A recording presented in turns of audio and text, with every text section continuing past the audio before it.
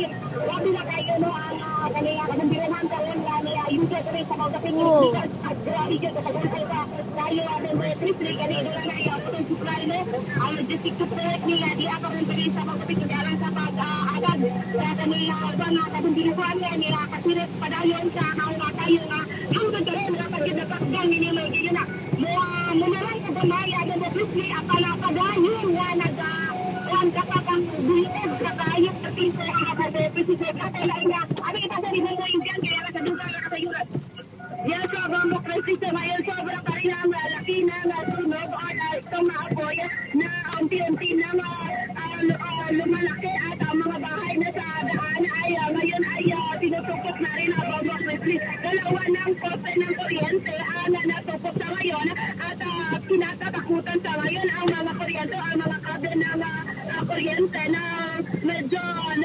unti-unti na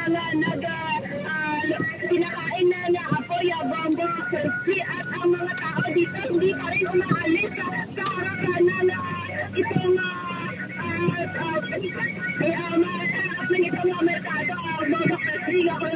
Ngayon marami na mga estudyante na nagsipag-uwian na pumupunta na dito sa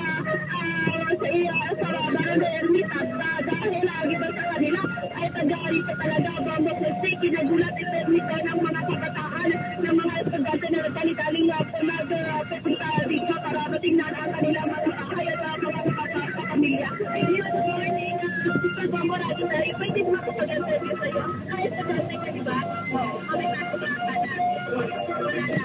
Kaya ako sa dali mo sa'yo ang kakako. Nasa naman nila ko na pumunta hindi pa sa COVID-19. Pero talagang